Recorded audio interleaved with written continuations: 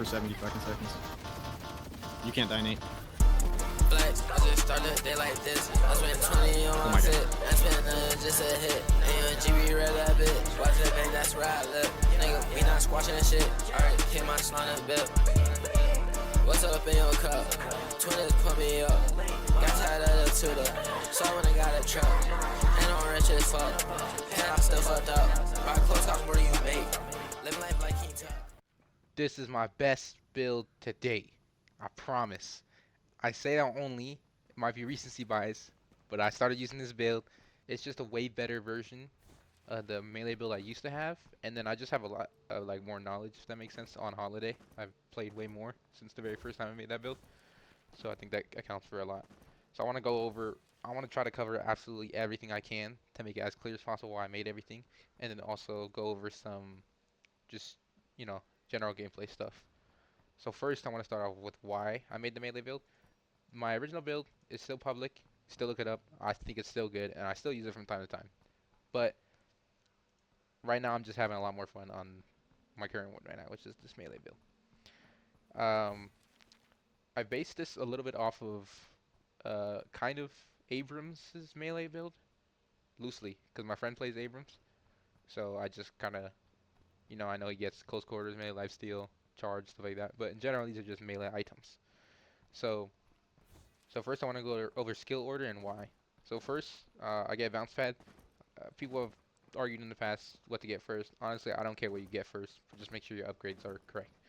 I get bounce pad first, so in lane, okay, in lane I can just send out my bounce pad alone, get like 100 damage off, and I don't know, maybe scare them to play more back.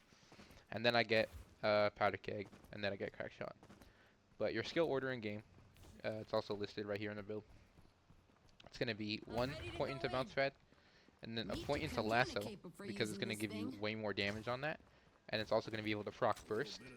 So like very early on in the game, your punch lasso combo is going to do, you know, nearly 300 damage with more items, you know, 400 or whatever. So that's pretty good chunk of health early on in the game. Next, you're gonna max out your bounce pad for the damage and the stun. You like have to do that. And then next, you're also gonna max out your powder keg for everything.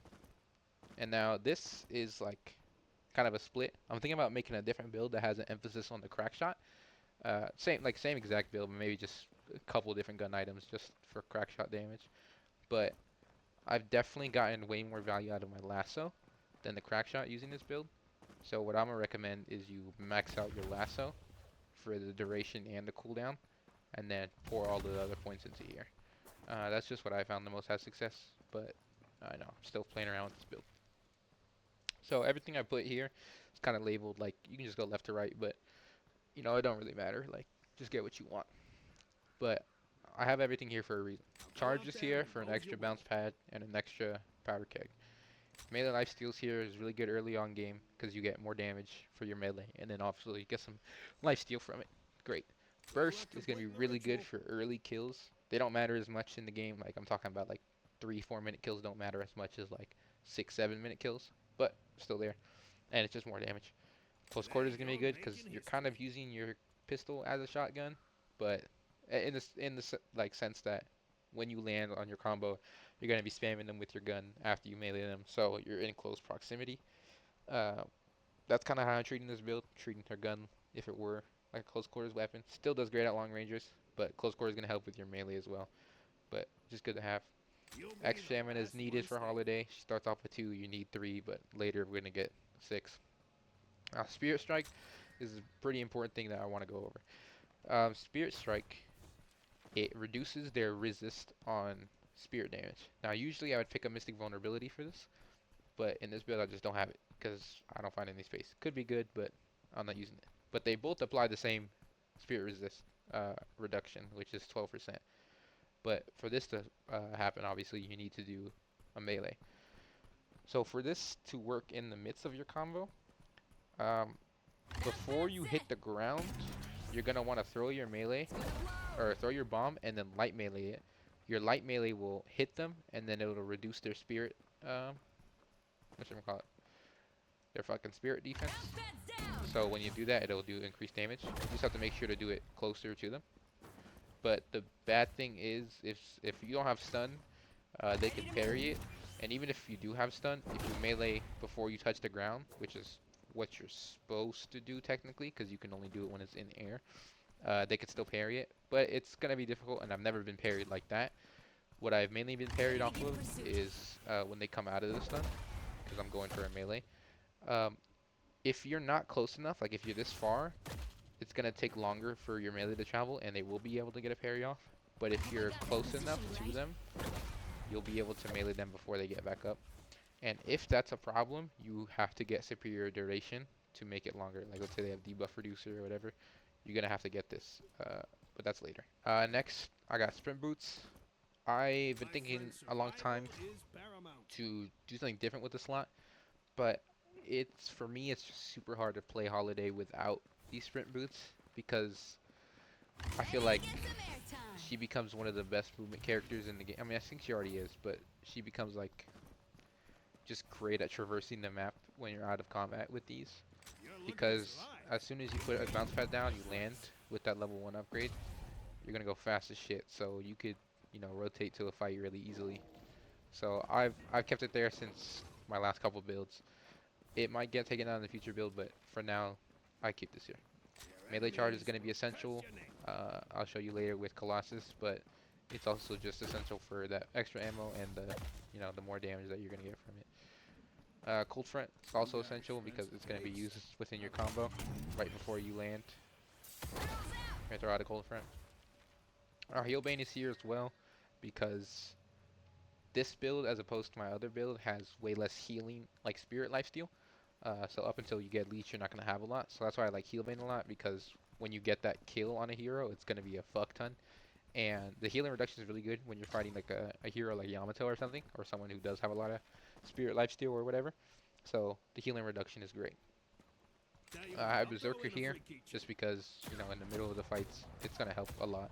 And it does build well into Frenzy. It's going to take you a while to get there, but it's mainly just for Berserker.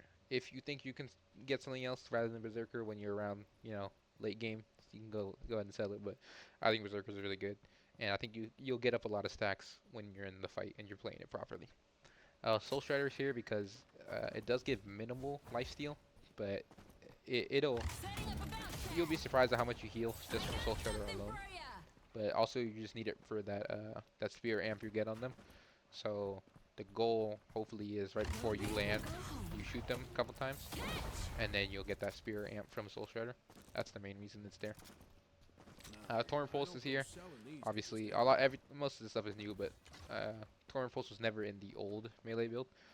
This is just super, super good for farming camps. Just gonna make it slightly easier.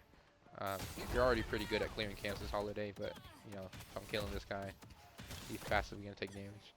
But also in those Sinner sacrifices that have there's 2 little GURPS right here, you can just focus on this and then your Torment Pulse will probably kill it. It's just good to have for farming, but that's not the real reason you want it. It's because when you're in fights, you're going to be different dodging a lot, but you're also going to be within, close proximity to everyone that are in the fight, so your Torment Pulse constantly ticking is really good.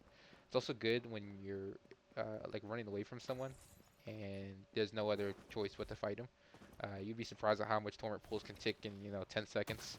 So if you can stall the fight out that long, that's like 400 of their health gone. Another really good reason is when you lasso them, they're just constantly going to be taking Torment Pulse damage. And even when they get out of the lasso, you'll probably still be pretty close to them. But in general, Torrent Pulse is just needed. Very good item. Point Blank's really good for the slow, mainly. But obviously the weapon damage is great. So when you're rolling up to do the combo, throw your melees in, weave them in, and then just keep shooting. Now Colossus, I don't want to say this is when the build gets online, because I feel like the build is really good up until this point, or before this point. Maybe you could say with Torrent Pulse, but I don't know. Fuck it, this is when the build gets online. It's pretty expensive, but there's just so much you can do with Colossus, and it ends up just completely changing the way you play. The amount of health you get, that's 600 more health, is nuts. The spear and the bullet resist you get when using it is also nuts. But it's just for me how good of a engagement tool it is. So for example, enemies over there, this is what you do. Colossus. They're tied up. It's just super good to engage a fight, or holidays recently with this build has been great at like taking fights, or coming back from fights that you were pretty, it looks like a loss to you, and Colossus absolutely helps you with that in that regard. So Ready to move. it's a must every time, and I think learning the heavy melee cancel with it is also pretty important for the engaging part. And if you want to know how to do that, it's the best with melee charge, because you go further when you melee charge. So all you have to do it is at the end of your melee animation, when you're still carrying the momentum, you just click the button you have for Colossus. So I got these two, I got them bounded on my mouse button, so it's just pretty easy. I just go up at the end of that, press it, I got and something then you for go. ya. The rest of these have always been in all my builds. This for more kegs, this for more stam, and this for more damage. But two things to add is for the stamina, it's even better because you have an extra stamina from point blank, so you'll have even more stamina than you used to have. And the burst is really good because I think it scales off of Mystic Reverb, so the first initial burst that you do with your barrel is going to do more. Don't know if that's true, but either way, you're going to need to pick up burst anyways. This is pretty much all new stuff as well. Surge of Power, I found a lot of use of it on Powder Keg because the build is a little bit more barrel focused than it is pad focused. Unfortunately, I wish the pad was still as powerful, and it is. It's a great stun tool, but it doesn't do as much damage as it used to do. So I'm building a lot more into the barrel. But by building into the barrel, it's super good because you get that movement speed, the fire rate, and everything from the Surge of Power. So it's just a great ability to have. Spirit Snatch, just an upgraded Spirit Strike. It's also going to help when you use Heal Bane. It works in tandem with your Heal Bane because then they'll do less damage to you and they'll have less healing. Mystic Reaver is also going to go on one. Could be sold and replaced with something different later, like along the line when I make more builds, but for now, it's going to stay like that. Leech is here. Leech is a broken item. You can see all the life steals it gives you, but it's just so good. No one's going to be able to heal out of you if you hit them, and you're just going to heal for a lot. Leech is essential. You could get it sooner if you want, but this is where I have it. Obviously, we're getting to pretty large numbers at this point, but as I said in my other videos, Holiday has been known to fall off pretty bad in late game, so, and like late game. So this is why this is important to cover, even when, sometimes most of your games you're not going to get this far. So for your final flex slot too, sorry, you're supposed to sell melee lifesteal once you get to Colossus. That's why you have so many flex slots. For your final flex slot, I have 5 items here. I have them listed or annotated. This is for more damage. This is for a longer stun radius. This is for a longer stun duration. You can pick this up if needed. And like if people are, a bunch of debuff remover or reducers and you just can't do anything about it, pick this up before any of these or something. Refreshers here, you have to be a maniac to pick this up, but I'm not gonna hate you for it. Pick it up. You can refresh all your abilities, get 6 pads, 12 powder kegs, pretty nuts. Spiritual overflows here too, just to make your gun better. And then that extra spirit power is really good as well. And then the rest of the build is just upgrades to the things you haven't upgraded yet. So yeah, that's what I'm doing for now. It's been the most fun I've had on Holiday for a little bit now, and it's done good in my lobbies, which is Archon 3 or Archon 5. That's what I've been getting on when I play by myself. And obviously does pretty good in the lobbies when I play with my friend, which is around Ritualist and Emissary. So super fun build. I recommend you guys try it, and yeah. The build ID is 209200. Look it up. Nat Love Red Rock melee build. I'm coming. I'm coming back. Bad choice, buddy boy. There's 2 on me, lady and Oh, we got Deadlock this. Yeah, we kill you guys. It's easy peasy for us.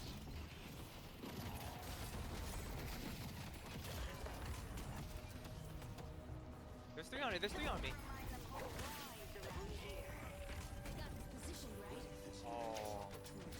Marco, behind Behind you, you. behind you. Thank you. Oh, and he had combo. He was waiting to strike. Bitch. Justin, Bitch. Bitch. Nunca, nunca, nunca. What the fuck? Is that Kelvin just like allergic to parrying? Man. This whole team is, bro. I'm dead because of you. You I already understand knew that? that.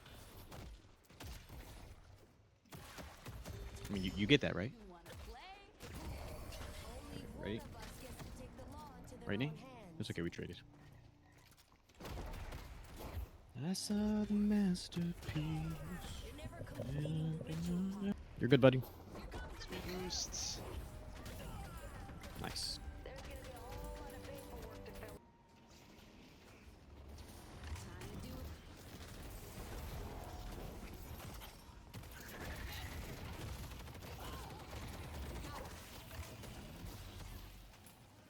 Who the fuck is Maurice?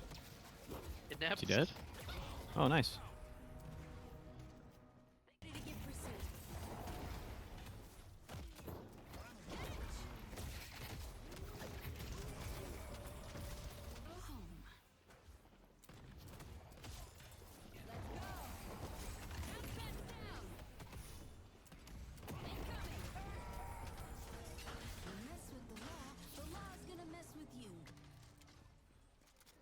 I just tried something. If you light melee, the vending machine, when all the lights are You only get one. up, you get one buff. Yeah. Yeah. Oh, you were in the lab, I see.